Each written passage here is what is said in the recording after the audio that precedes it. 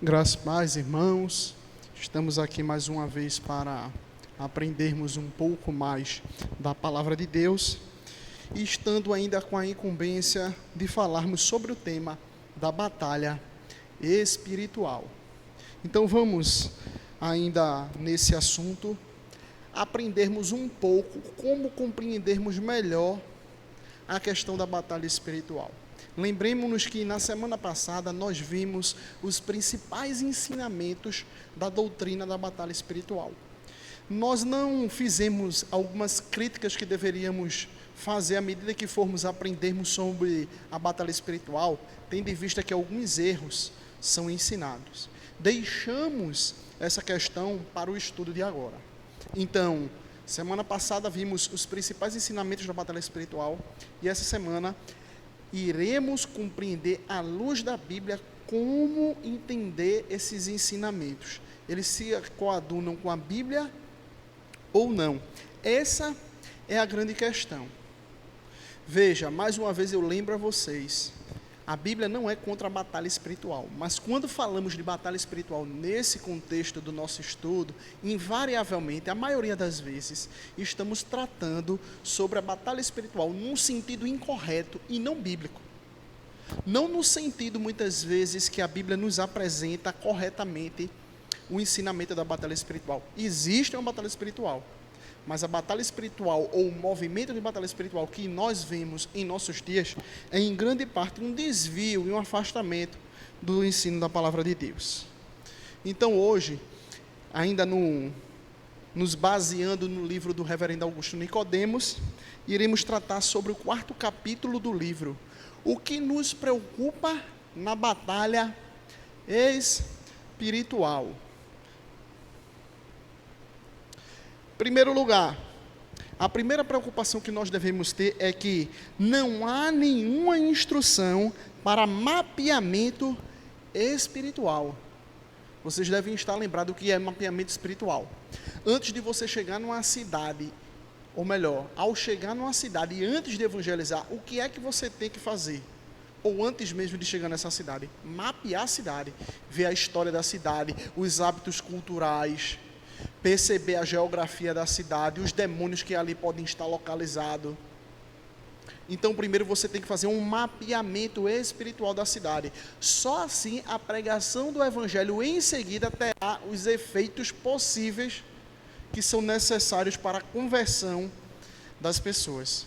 Sem esse mapeamento, você muitas vezes vai estar dando, no nosso linguajar, dando murro em ponta de faca, pregando para aquelas pessoas. É necessário você fazer o mapeamento espiritual. Esse é o grande perigo, ou o primeiro grande perigo da doutrina da batalha espiritual. O movimento de batalha espiritual. E dentro desse mapeamento de batalha espiritual,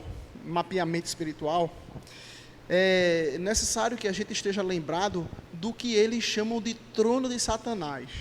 Não basta você só simplesmente fazer uma análise da cidade, saber as ruas, o nome de onde vêm essas ruas, a história dessas ruas, os hábitos sociais e pecaminosos daquela cidade, mas é necessário você saber onde está o trono de Satanás, uma referência a lá Apocalipse, capítulo de número 2, verso 13, que fala do trono de Satanás. Eles dizem que o trono de Satanás é o quê? Na cidade existem vários demônios responsáveis por várias localidades nessa cidade, mas existe um centro de comando aonde esses demônios de certas localidades na cidade, de certos bairros, de certas ruas, de certas casas, comanda todos esses demônios. Vamos dizer assim que ele é o quartel-general do comandante maior das hostes demoníacas daquela cidade. Então é necessário que você identifique, eles entendem que é isso, o trono de Satanás em Apocalipse. É entender na cidade aonde fica aquele local. Entretanto, Augusto Nicodemos, interpretando esse texto de Apocalipse, capítulo número 2, verso 13, você vai ver que está dentro do contexto ali do ensinamento das cartas às 7 igrejas da Ásia Menor, e a carta aqui endereçada é a igreja de Pérgamo. Augusto Nicodemos vai dar uma interpretação totalmente diferente do que tem sido apresentado pelo movimento de batalha espiritual. Ele diz o seguinte: o que seria essa expressão trono de Satanás? A expressão trono de Satanás não indicava que havia em Pérgamo um trono espiritual onde Satanás se assentava e de onde controlava outro espírito maligno. Aponta para o caráter demoníaco da idolatria ao imperador romano. Em outras palavras, não tem a ver com o quartel-general do demônio maior que comanda todos os outros demônios da cidade. Tem a ver com a adoração ao imperador romano que existia lá no contexto da igreja de Pérgamo. Nada tem a ver com isso. Não significa dizer que quando João fala de trono de Satanás, há um trono literalmente ali de Satanás, ou do seu demônio que ele ordena para que outros demônios façam determinadas coisas. Se vocês pegarem nas próprias cartas endereçadas à igreja, às 7 igrejas da Ásia Menor, há um momento que Jesus fala da sinagoga de Satanás. Evidentemente que quando Cristo está endereçando essa afirmação a uma igreja, ele não está dizendo que há uma sinagoga realmente satânica, física e literal naquele local. O que ele está dizendo é que há judeus que trabalham contra a obra de Deus, sendo assim agentes do próprio Satanás. E não que há uma sinagoga onde os demônios comandam, tem liturgia e essas coisas dessa natureza. Não significa ser que é algo literal. Na mesma linha, confirmando o que Augusto Nicodemos diz, um comentário do livro de Apocalipse, que é mundialmente reconhecido como um comentário extremamente técnico, extremamente informado, que é o comentário de Apocalipse de Grant Osborne, ele diz o seguinte: a melhor opção sobre o significado de trono de Satanás é o culto ao imperador. O principal problema presente no livro de Apocalipse e a essência da religião de Pérgamo.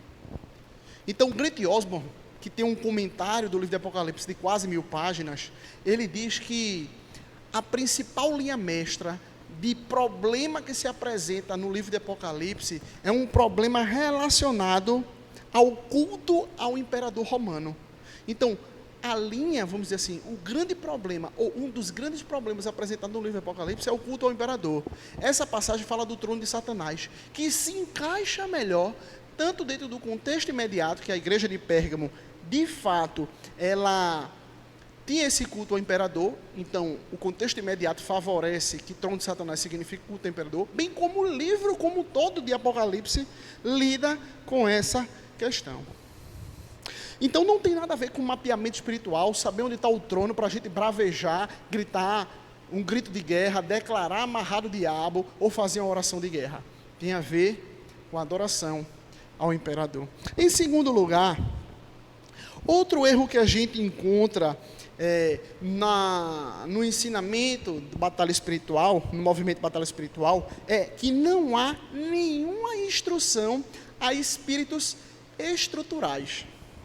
Espírito do funcionalismo público, espírito que atua no Congresso Nacional, espírito que atua na iniciativa privada, espírito que atua na cloroquina. Não existe essas coisas. O que a Bíblia nos apresenta é outra coisa. A Bíblia nos apresenta que, por exemplo, quando Jesus ele instrui, os textos estão aí para vocês conferirem. Jesus, quando instrui os 12 apóstolos e quando instrui os 70 que vão para pregar a palavra de Deus, em nenhum momento Jesus diz: cuidado com os espíritos estruturais que vocês vão ter que enfrentar. Não.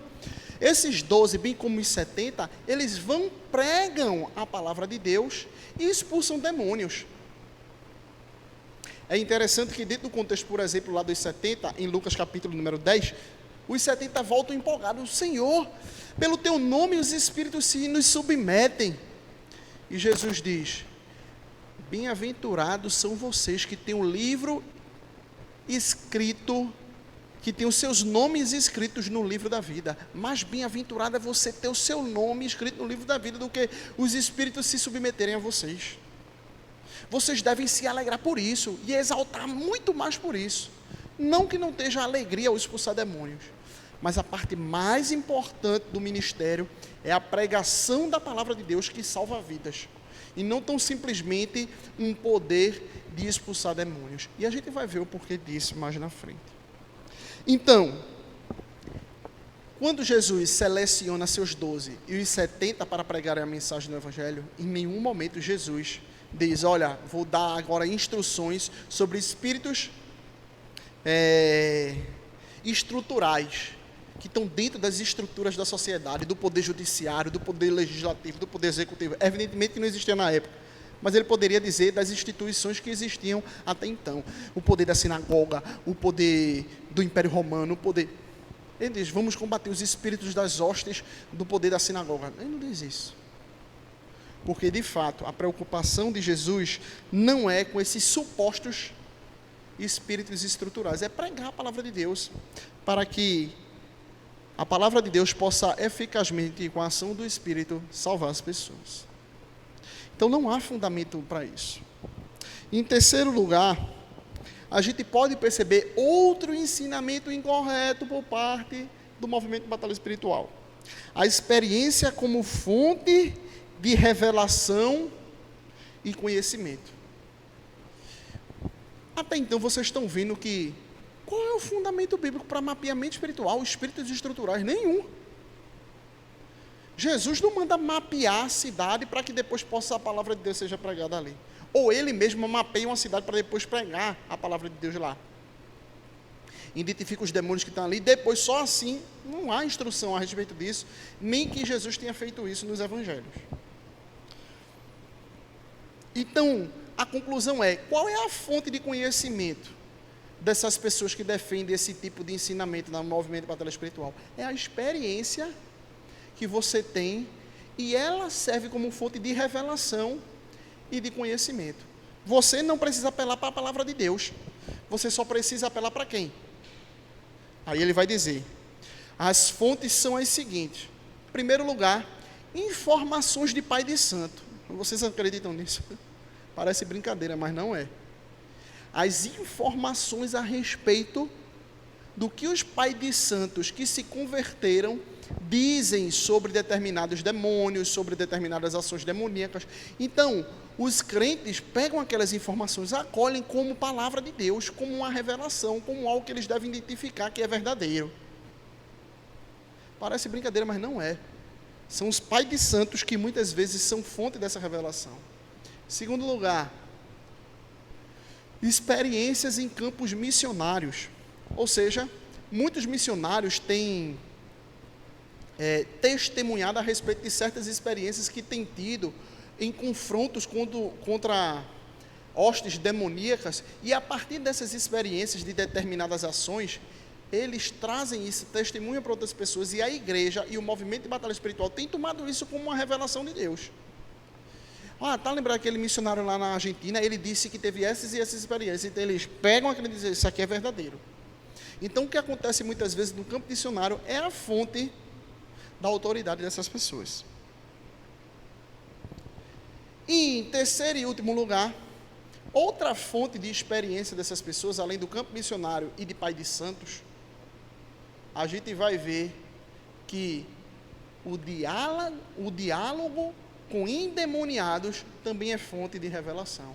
Então, à medida que eles vão expulsar um demônio, e há um certo tipo de diálogo entre aquele que vai expulsar o demônio e o demônio que está ali possesso da pessoa, eles começam a dialogar. Vocês veem isso, por exemplo, na TV, onde grandes igrejas, como a Igreja Universal, fazem entrevista com o próprio Satanás. Quem é você? De onde você veio? E assim por diante. Você tem canal no YouTube, enfim, começa a conversar com o diabo. E a partir dali o diabo vai dizendo várias coisas que a gente não conhece na palavra de Deus. E ali o movimento de batalha espiritual toma aquilo ali como uma verdade. Veja só, pai de santo, experiências no campo missionário e diálogos com demônios são a fonte de onde eles tiram seus ensinamentos que não tem base na palavra de Deus. Entretanto, um dos lemas centrais da reforma protestante, bem como da própria palavra de Deus, é o quê? Que a nossa regra de fé, do que a gente acredita, do que a gente confia e de como a gente deve viver, é a palavra de Deus. A única regra de fé e prática. Não são as experiências, seja advindas de pai de santo, seja advindas de missionário em seus campos, seja advinda de diálogos com os demônios. Em qualquer uma dessas situações, todas elas são igualmente falíveis e não confiáveis. Só a palavra de Deus, que é totalmente confiável e digna de toda aceitação. Então, essa é a palavra que nós devemos ter como autoridade máxima. Então, um terceiro problema dentro do movimento de batalha espiritual é colocar a experiência como fonte de revelação e de conhecimento. Isso é tudo menos o ensino da palavra de Deus. Muito menos para nós que seguimos de perto aquilo que a reforma protestante conseguiu ilustrar, que a palavra de Deus nos apresenta como guia de fé e de prática. Em quarto lugar, a gente pode perceber outro erro dentro do movimento de batalha espiritual, que é o ataque à suficiência de Jesus Cristo. Veja, quando a gente se converte ao Senhor Jesus Cristo, não significa dizer, então, que nós já estamos debaixo da bênção de Deus e que toda maldição não está mais sobre as nossas vidas. No movimento de batalha espiritual, não. Eles dizem, não, a gente ainda continua, em grande parte desse movimento se afirma isso, a gente continua sofrendo os ataques de Satanás, de modo que muitos crentes são possessos, são ainda presos pelas maldições anteriores, enfim. Há várias afirmações que parecem negar o poder e a eficácia da suficiência de Jesus Cristo. Não basta você ir numa cidade e pregar a respeito de Jesus Cristo. Tem que fazer outra coisa, porque a obra poderosa de Jesus Cristo não é poderosa o suficiente para libertar as pessoas do pecado, da maldição e da cegueira, com a ação do Espírito. Não. Você tem que fazer outras coisas, mapear, ver demônios estruturais, contar com as experiências para saber de mais coisas que a palavra de Deus não nos diz. Tudo isso, em especial, mina a obra da suficiência de Jesus Cristo. Entretanto, lá em Romanos, um texto clássico, que diz que o Evangelho é o poder de Deus para a salvação de todo aquele que nele crê. Então, o Evangelho é poder. O Evangelho, se é que existe espíritos estruturais, se é que existe qualquer tipo de demônio que comanda uma cidade, tudo isso é caído por terra à medida que a pregação da palavra de Deus é anunciada, que ela é poderosa para derrubar fortalezas. Ela é poderosa contra os ataques satânicos. Ela é poderosa para, à medida que o Espírito vai agindo, saquear o reino de Satanás e trazer pessoas para o reino do Filho de Deus. Em segundo lugar, a Bíblia nos apresenta que quem está em Cristo não há mais nenhuma condenação. Então a gente não deve ficar com medo com o pacto que nós fizemos anteriormente e assim por diante. Em terceiro e último lugar, o maligno não toca os que são filhos de Deus. Lembra lá do texto que está aí expresso, que é João capítulo de número 5, verso 18. Aquele que é de Deus, o maligno não lhe toca, é protegido pelo Senhor. Pode sofrer ataques, pode sofrer influências, sim, mas aquele que é de Deus, em última instância, não pode ser tomado por Satanás, não pode ser, ter a sua vida totalmente entronizada pelas hostes malignas, bem como pelo próprio Satanás. Quem é de Deus, o maligno não lhe toca. Deus nos protege. E em quinto lugar, e quanto à quebra de maldição? Vocês estão lembrados lá do texto que nós abordamos no estudo anterior, que fala sobre o terceiro mandamento, que fala sobre as iniquidades dos pais nos filhos, até a terceira e quarta geração daqueles que me aborrecem. Vamos abrir o texto que se encontra em Êxodo, no capítulo número 20, e o verso de número 5, que diz o seguinte: é o segundo mandamento. Eu disse terceiro, é o segundo mandamento. Não as adorarás, nem lhes darás culto, porque eu sou o Senhor teu Deus, Deus zeloso, que visita a iniquidade dos pais nos filhos, até a terceira e quarta geração daqueles que me aborrecem, e faço misericórdia até 1000 gerações daqueles que me amam e guardam os meus mandamentos. Baseado nessa primeira parte do mandamento que a gente leu, diz que visita a iniquidade dos pais no filho até a terceira e quarta geração. Os que defendem a quebra de maldição dizem, aqui está o fundamento para quebrarmos a maldição hereditária, para quebrarmos as maldições feitas antes de nós nos convertermos com Satanás e suas hostes. A gente tem que quebrar esse tipo de maldição. Entretanto, quando a gente lê Ezequiel, capítulo número 18, a gente vê que o texto de Ezequiel nos trata sobre um assunto que muitas vezes tem sido ou foi negligenciado dentro do contexto de Ezequiel, que é a responsabilidade pessoal. Lembre-se que o livro de Ezequiel foi narrado dentro do contexto onde o povo de Deus estava cativo, tinha sido levado em cativeiro. E qual era a ideia do povo? A gente está aqui no cativeiro simplesmente porque os nossos pais pecaram, mas a gente não tem nada a ver com isso. E o ditado que existia na época, o adágio, era o seguinte: os pais comeram uvas verdes e os filhos embotaram os dentes. Os pais comem uva e quem fica com os dentes melados de uva são os filhos. Augusto Nicodemos até traz para os nossos dias essa imagem ou esse adágio. Ele disse, se fosse no nosso contexto brasileiro, a gente poderia dizer, os pais comeram feijoadas e os filhos ficaram com dor de barriga. Então, o texto que traz essa citação está ilustrando a ideia do mundo da época. Do mundo que eu digo é do povo de Israel, naquele contexto do cativeiro. Rapaz, a culpa não é nossa, não, é dos nossos pais.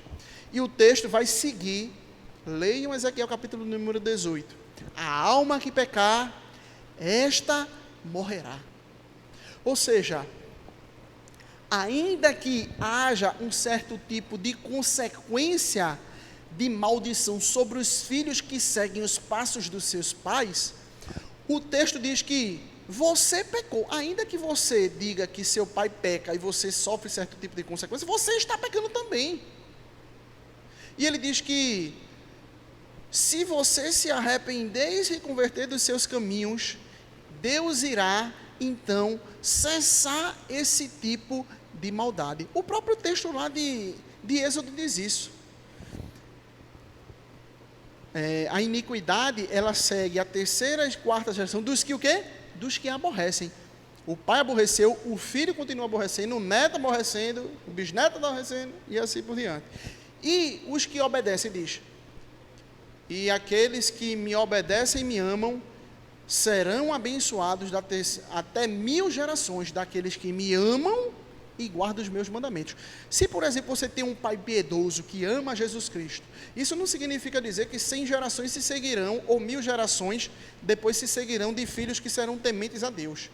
Os que serão tementes a Deus são aqueles que amam e guardam os seus mandamentos. Há um certo tipo de simbiose entre você seguir os passos do seu pai, seja o seu pai sendo obediente, ou seja o seu pai sendo desobediente. Se você segue sendo desobediente igual ao seu pai, você está seguindo a maldição de que seu pai levou sobre a sua própria vida e você está realmente, pessoalmente cometendo também.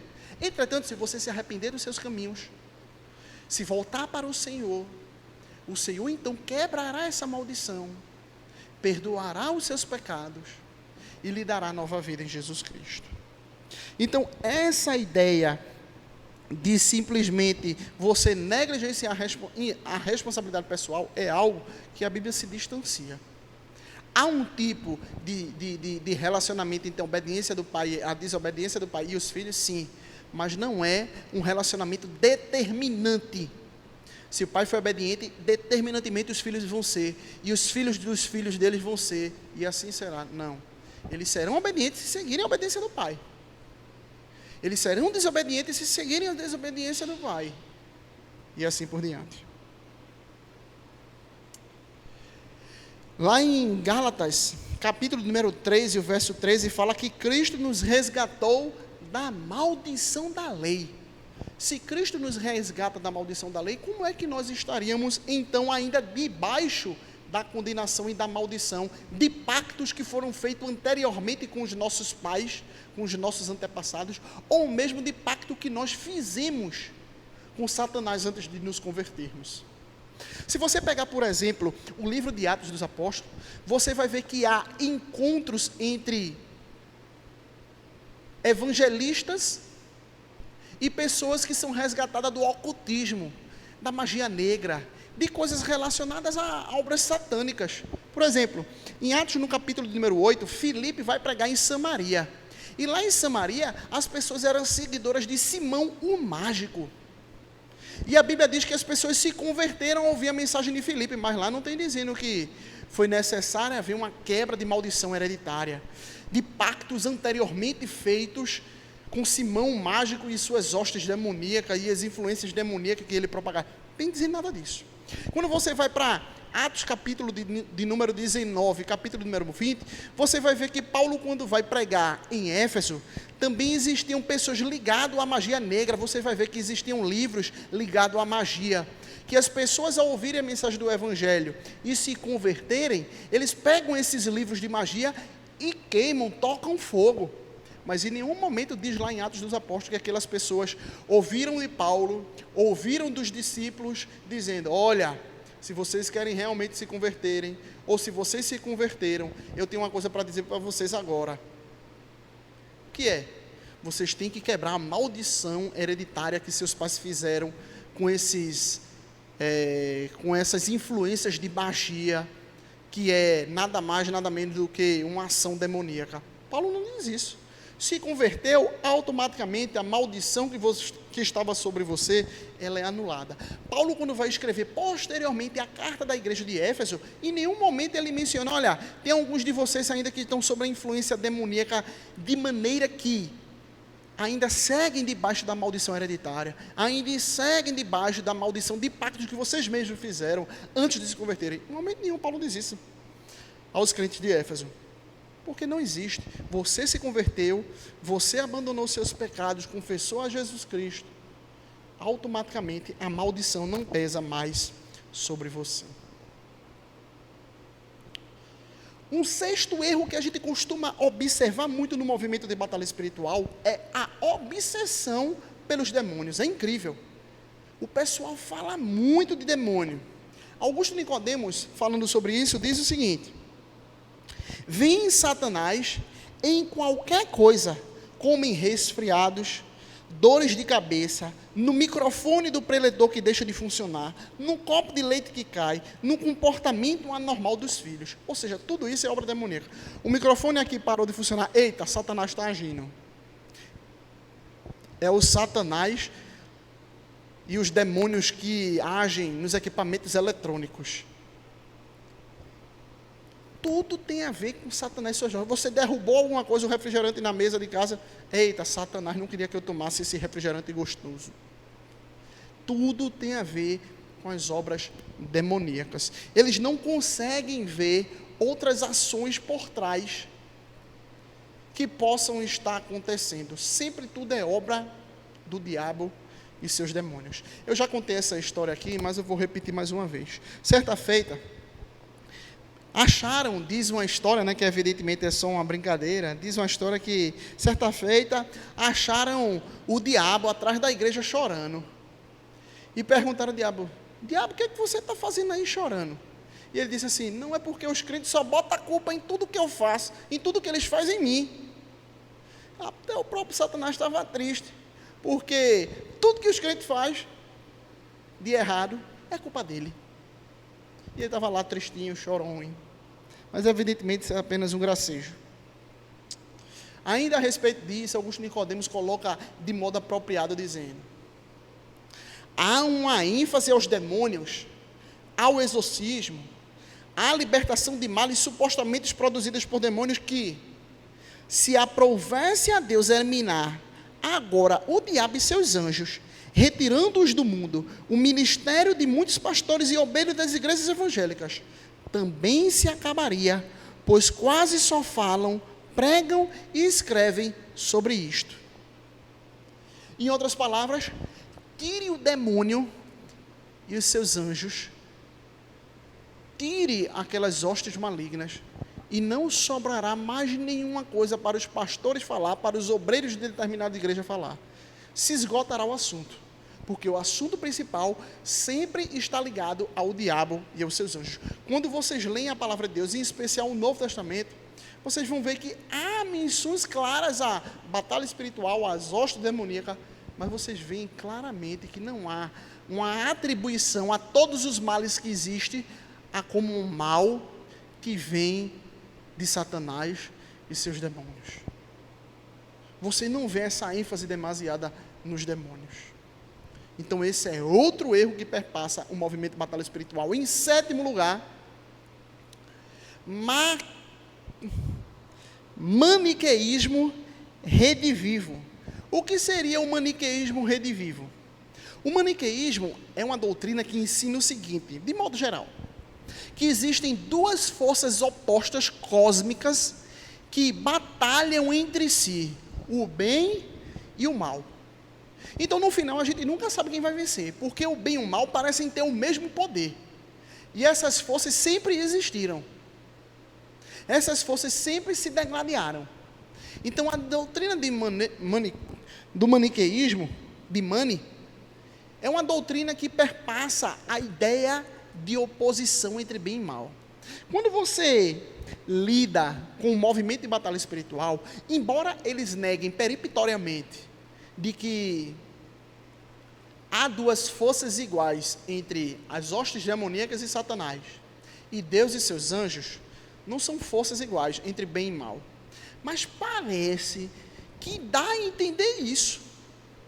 É uma ênfase tão grande de que há o demônio das estruturas sociais, há o demônio que comanda lá no trono de Satanás, há um mapeamento espiritual que você tem que fazer. Você tem que fazer uma série de coisas para que aquilo ali possa ser derrotado. Digamos assim, Deus de fato, ele é mais poderoso, mas assim, só por um pouquinho. Porque Satanás dá trabalho para ser vencido, viu? Porque a gente tem que fazer mapeamento, tem que fazer identificação de demônios, historiografia do lugar. Enfim, a gente tem que fazer uma série de coisas para identificar aquele mal, para que o bem possa derrotá-lo.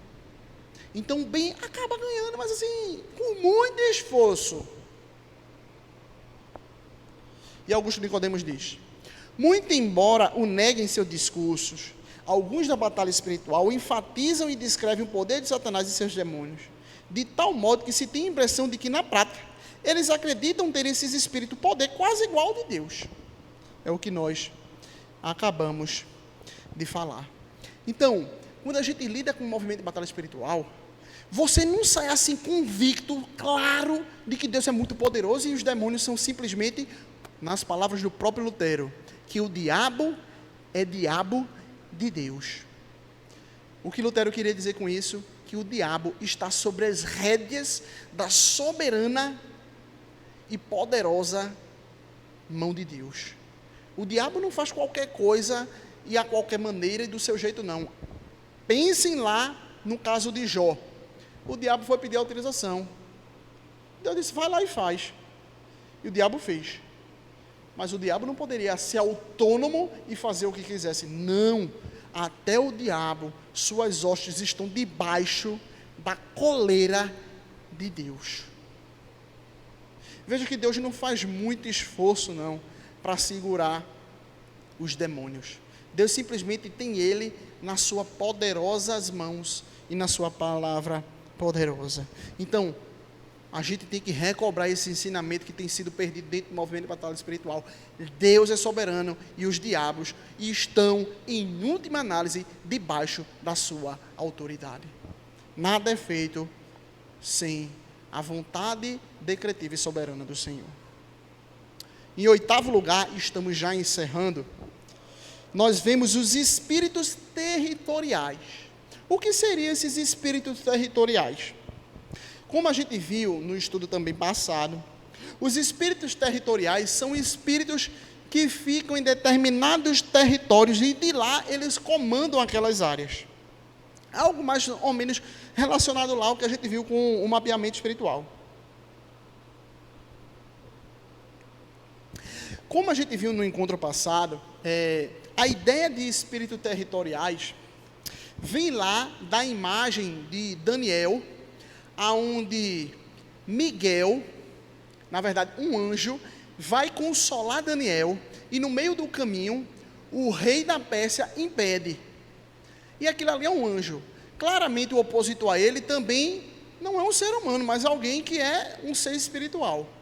Logo, os defensores do movimento de batalha espiritual dizem, olha, tem o rei da Pérsia, tem o rei da Assíria. Se tem o rei desses lugares, ou os príncipes desses lugares, as autoridades desses lugares que se opõem a anjos, é porque eles estavam dizendo mais ou menos o seguinte, olha, aqui é a Pérsia, eu comando aqui, você não entra. Aqui é a Síria, você não entra, comanda aqui. Logo, se tem o rei, o espírito maligno, a autoridade maligna que comanda a Pérsia, comanda a Síria, também tem aqui comanda o Brasil, aqui comanda Pernambuco, aqui comanda a cidade do Recife, ao bairro de Engenho do Meio, e assim por diante, a partir disso. Entretanto, quando a gente lê o Novo Testamento, a gente tem uma revelação maior dessas ações demoníacas. Augusto Nicodemos diz, o diabo e seus príncipes malignos são apresentados no Novo Testamento como dominadores, assim como é lá no texto de Daniel. No Novo Testamento como dominadores, não de determinadas regiões geográficas, mas deste mundo tenebroso, conforme Efésios capítulo 6 e o verso 12. Ou seja, não existe o demônio do Brasil, que só pode ficar no Brasil. O demônio da Argentina, que só pode, e suas hostes que só pode habitar na Argentina. E a gente, quando chegar lá, tem que tirar os demônios da Argentina. E não confundir com os demônios do Brasil. Não, não é isso. A Bíblia não ensina isso. No Novo Testamento, a gente vai ver que essas ações demoníacas do Antigo Testamento se estendem para o mundo todo. A revelação fica mais clara. As ações demoníacas não são delimitadas por áreas geográficas. As ações demoníacas estão espalhadas pelo este mundo tenebroso. Este mundo tenebroso aqui tem as ações das hostes malignas.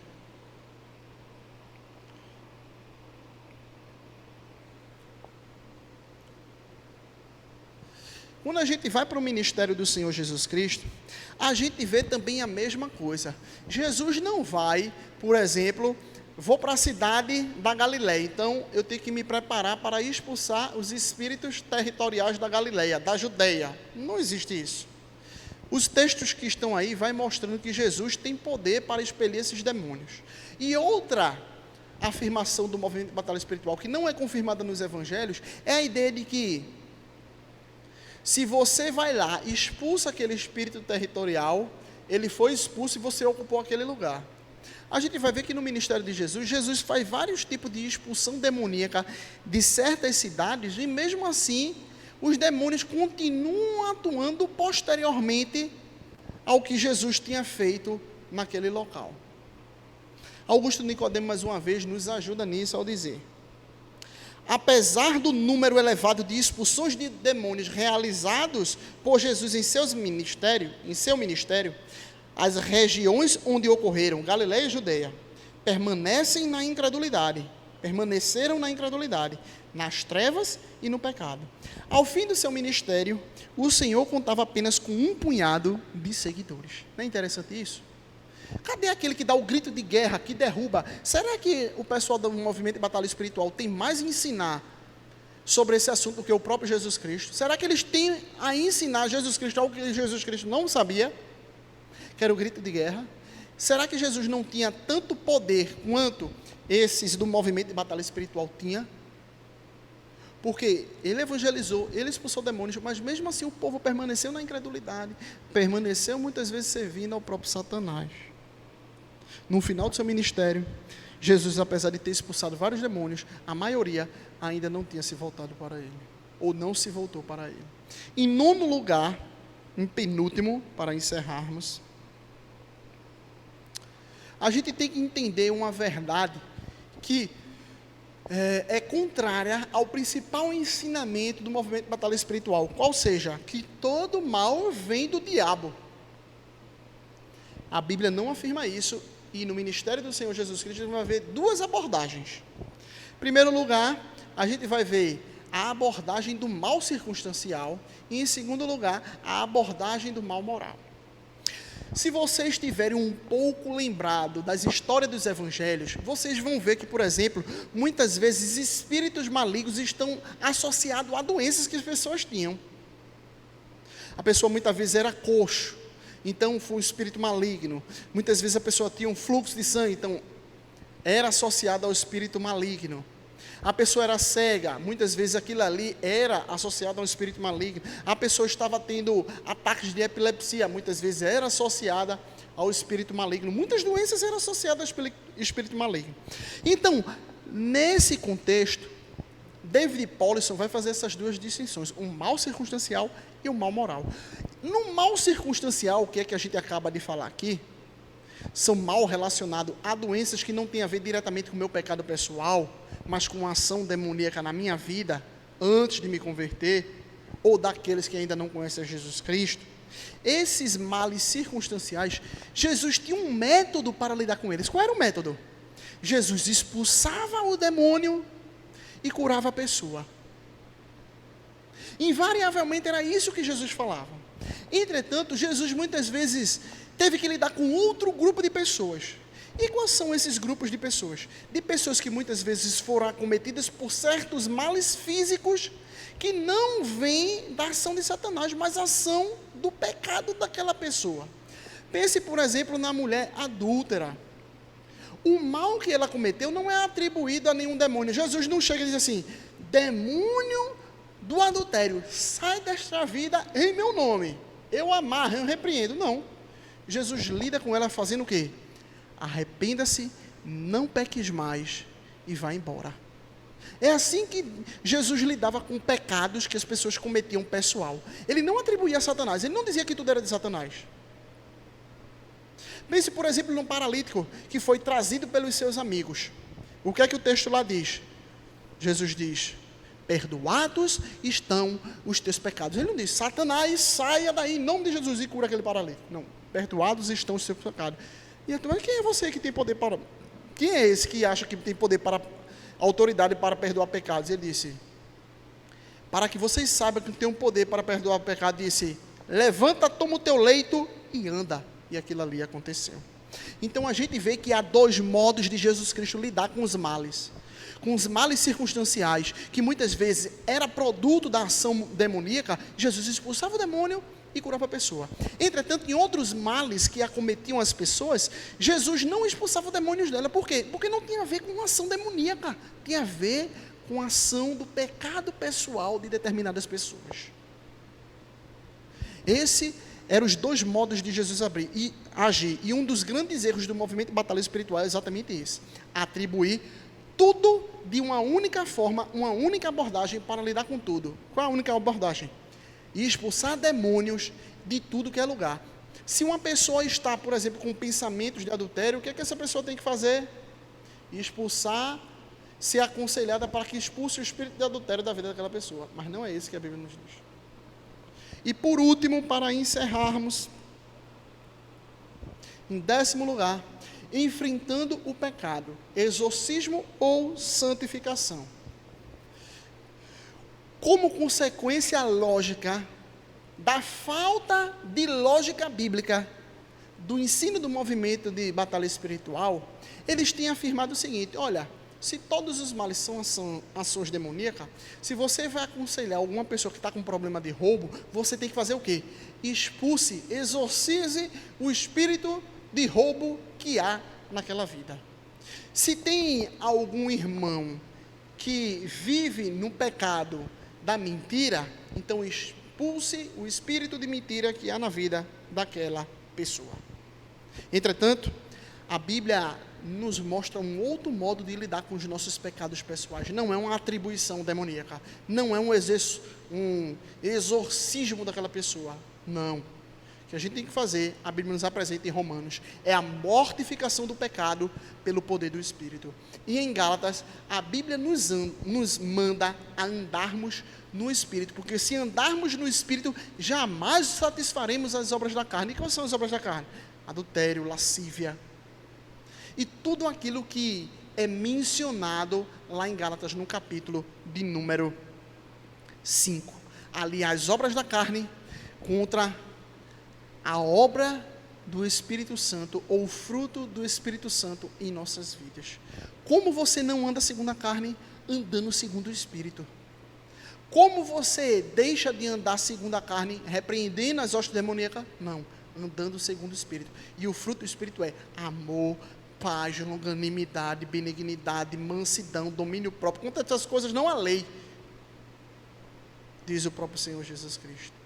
Eu espero que vocês tenham compreendido um pouco desse ensinamento e que a gente possa refletir sobre o que a gente tem aderido como algo que é bíblico, e a gente viu nesse estudo que não se baseia na palavra de Deus. Que a gente possa ensinar essas pessoas que têm aderido ao movimento de batalha espiritual a abandonarem seus pensamentos confusos e antibíblicos e adotarem, segundo a palavra de Deus, os seus ensinamentos, simplesmente porque Deus nos ordena assim. Vamos orar ao Senhor. Muito obrigado, ó Pai, por mais um momento de aprendizado na Tua palavra. Que Tu nos ajude a cada dia que passarmos diante dessas circunstâncias que temos vivido, a nos alimentarmos da Tua palavra, a crescermos em sabedoria bíblica, no temor